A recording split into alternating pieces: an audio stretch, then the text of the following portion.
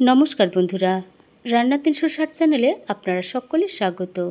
আশা করছি যে যেখান থেকে আমার এই রান্নার ভিডিওটা দেখছেন তারা সকলে সুস্থ আছেন, ভালো আছেন। আজ আমি হাজির হয়েছি কচুরলতির একটা রেসিপি নিয়ে। আমি তৈরি করব ঝরঝরে কচুরলতি ভাজি। এটাতে আমি কোনো মশলা দেব না, আর এই ঝরঝরে কচুরলতি ভাজি গরম ভাত দিয়ে খেতে খুবই ভালো লাগে। তো চলুন বন্ধুরা শুরু করি।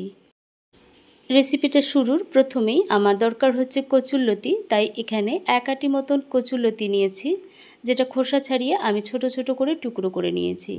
লতিটা কেটে নেওয়ার ভিডিও আপনাদের সঙ্গে আমি শেয়ার করলাম না। এখন জল দিয়ে ধুয়ে নিলাম, জল থেকে তুলে নিচ্ছি। আর এই কচুরলতিগুলো প্রথমে আমি একটু ভাপ দিয়ে নেব, ভাপ দিয়ে জলটা ফেলে দেব। তাই কড়াইতে জল বসিয়েছি, জলটা কিন্তু এই মুহূর্তে ফুটছে। এই ফুটন্ত অবস্থায় কচুরলতিগুলো আমি দিয়ে দেব। তো এটা 70% সেদ্ধ করব, পুরোপুরি কিন্তু সেদ্ধ করা যাবে না। এখন একটু নেড়ে চেড়ে ঢাকা দিয়ে নিলাম।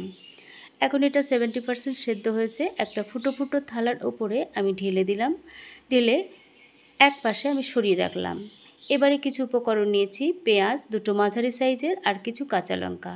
পেঁয়াজগুলো একটু বড় বড় অর্থাৎ একটু মোটা মোটা করে কেটে নেব, আর কাঁচা লঙ্কাগুলো চিড়ে নিচ্ছি। পেঁয়াজটা একটু বেশি লাগবে, কারণ এই পেঁয়াজের মিষ্টি মিষ্টি ভাবটাই কিন্তু কচুরলতি ভাজিটা অনেকটা টেস্ট এনে দেবে।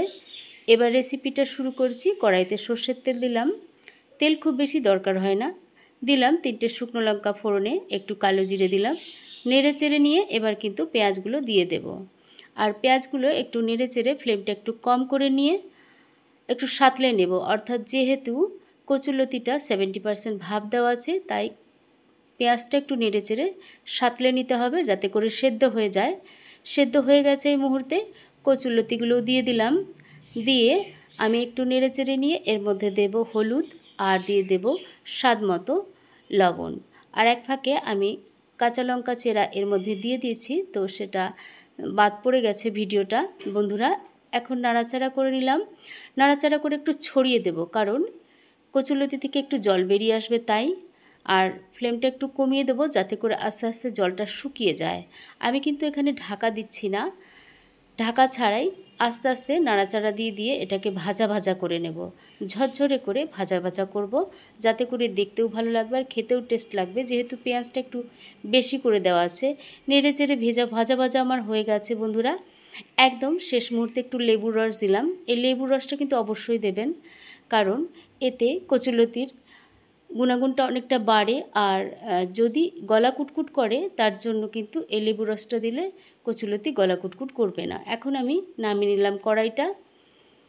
তো বন্ধুরা, আমি ঝরঝরে করে কচুরলতি ভাজি তৈরি করে নিয়েছি। যদি ভিডিওটা ভালো লেগে থাকে প্লিজ একটা লাইক দেবেন, আর বাড়িতে অবশ্যই এভাবে একবার তৈরি করে খেয়ে দেখবেন। গরম ভাতে খেতে অসম্ভব টেস্টি হয়। আর আমার চ্যানেলে নানা ধরনের রান্নার ভিডিওর আপডেট পেতে অবশ্যই আমার চ্যানেলটি সাবস্ক্রাইব করে আমার পাশে থাকবেন। আবার হাজির হয়ে যাব, ততক্ষণ সবাই ভালো থাকুন, সুস্থ থাকুন। ধন্যবাদ।